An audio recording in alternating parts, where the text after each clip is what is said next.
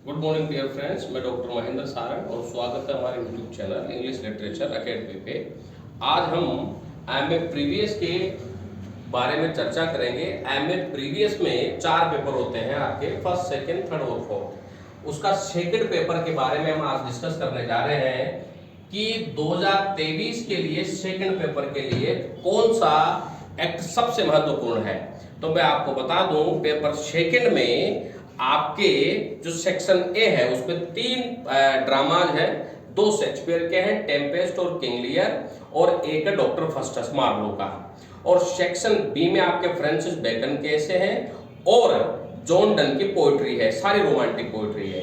और section C में आपके अलेक्जेंडर पोप का रेप ऑफ द लॉक है और मिल्टन का पैराडाइज लॉस्ट है, और जॉन ड्राइडन के पॉलिटिकल सटायर रचना है एब्सलोम एंड एजिटोपेल, और विलियम शेक्सपियर का एक जॉन उसका preface to Shakespeare Ben Jonson की एक रचना है। तो इस तरह से आपके सिलेबस में जो सेकंड पेपर है उसका ये सिलेबस है। और आज हम उसी सेकंड पेपर के सेक्शन ए के बहुत ही महत्वपूर्ण ड्रामा किंग लियर के बारे में डिस्कस करने जा रहे हैं, जो 2023 के लिए बहुत ही महत्वपूर्ण है।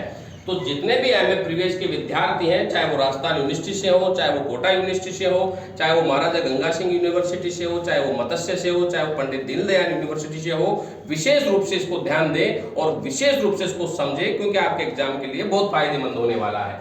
देखो, किंग लियर जो है वो एक ट्रेजेडी प्ले है जो शेक्सपियर के द्वारा लिखा गया है, और इसका जो सोर्स है वो लिया गया है the chronicle of England, Scotland and Ireland by Ralph Holinshed की रचना, जो 1587 में पब्लिश हुई थी।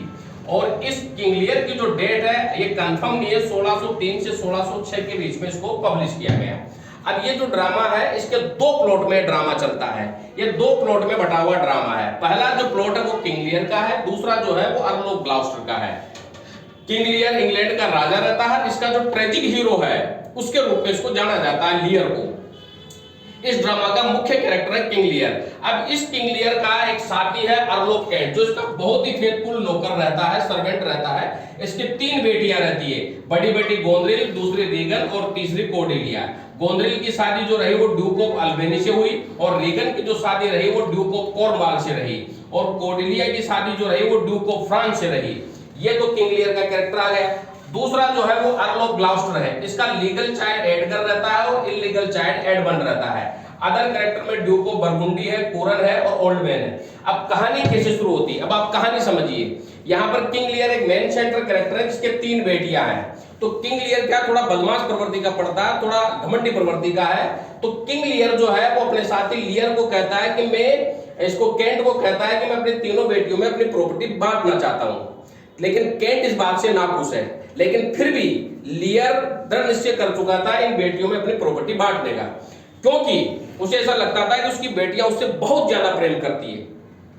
अब यहाँ पे केंट के मना करने के बावजूद भी डिसीजन दे देता है। अगले दिन दरबार बुलाया जाता है, और उस दरबार में किंग लियर के कहने पर जो केंट है वो अर्ल ऑफ बरगुंडी और अर्ल ऑफ फ्रांस को भी आमंत्रित करता है। क्यों? क्योंकि दोनों बेटियों की तो शादी हो रही है, लेकिन कोर्डेलिया की शादी नहीं होती है। लियर अपनी बेटी कोर्डेलिया को दोनों बेटियों से ज्यादा चाहता है, लेकिन ये दोनों बेटियां जो है गोंद्रिल और रीगन, ये अपने पिता से केवल दिखावटी प्रेम करती है, हकीकत में अपने पिता से ओरिजिनल प्रेम नहीं करती है। तो जब दरबार सजता है तो दरबार में अपनी बेटियों से प्रश्न पूछता है। पहले गोंद्रिल से पूछता है कि वो अपने पिता से कितना प्रेम करती है, तो गोंद्रिल कहती है कि मैं अपने पिता के अलावा किसी को नहीं चाहती। तो लियर खुश हो जाता है और अपनी पूरी संपत्ति उसे दे देता है, जो भी प्रॉपर्टी रहती है, जमीन जायदाद वगैरह। रीगन से पूछने पर रीगन भी यही जवाब देती है, ये दोनों चापलूसी भरा जवाब देती है। तो इनके बीच में मुख्य मुख्य प्रॉपर्टी बांट देता है। जब कोर्डेलिया से पूछा जाता है तो कोर्डेलिया ये कहती है कि एक बेटी के हक में जितना प्रेम होता है मैं उतना ही करती हूँ। इससे लियर नाराज हो जाता है और वह कोर्डेलिया को वहां से निकलने का हुक्म दे देता है। केंट इसको रोकता है, लेकिन वो केंट की बात भी नहीं मानता है, वो केंट को भी वहां से जाने का हुक्म दे देता है। लेकिन तभी अर्ल ऑफ बरगुंडी तो शादी करने से मना कर देता है कोर्डेलिया के से, लेकिन अर्ल ऑफ फ्रांस जो रहता है वो इसकी सत्यता से प्रभावित होता है, इसे शादी करके इसे फ्रांस ले जाता है। ठीक है, अब शर्त यह रखी गई थी कि प्रॉपर्टी बांटने के बाद हर एक बेटी जो है वो अपने पिता को 1-1 साल रखेगी। पहले वो गोंद्रिल के पास रहता है, लेकिन गोंद्रिल जो है वो अपने पिता के लिए ओसवाल्ड नाम का इसका एक फेथफुल सर्वेंट है, ये इसको नियुक्त करती है। लेकिन ओसवाल्ड जो है वो किंग लियर और उसके 100 साथियों से बड़ा परेशान हो जाता है। उसने मना कर देता है कि मैं अब तुम्हारे पिता की सेवा नहीं कर सकता।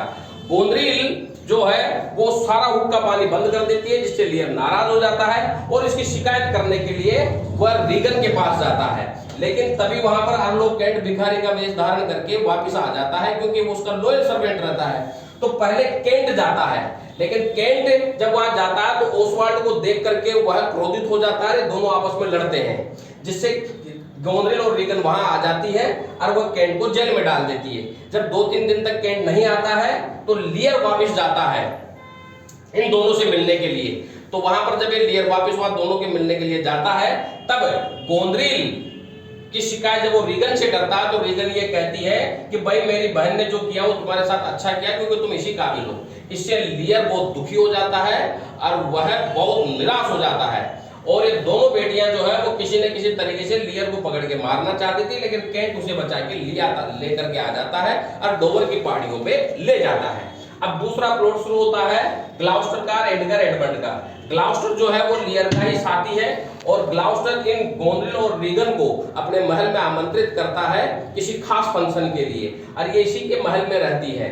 लेकिन इसका बेटा एडगर तो लीगल चाइल्ड है, एडमंड इलीगल चाइल्ड है। एडमंड एडगर से ज्यादा चालाक है।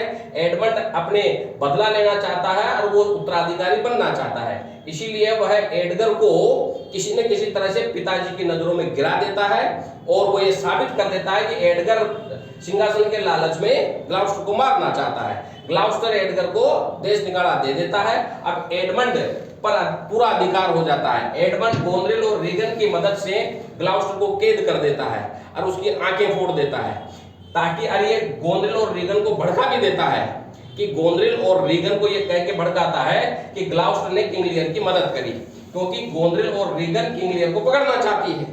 तो इस तरह से ओवरऑल ये पूरा का पूरा ड्रामा एक ट्रेजेडी टाइप है।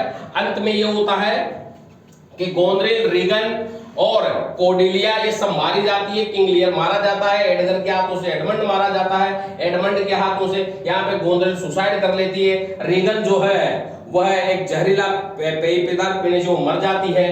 तो इस तरह से इस नाटक में केवल लास्ट में स्टेज पर खून ही खून दिखाई देता है। इसको इसलिए ट्रेजेडी प्लॉट कहा गया है।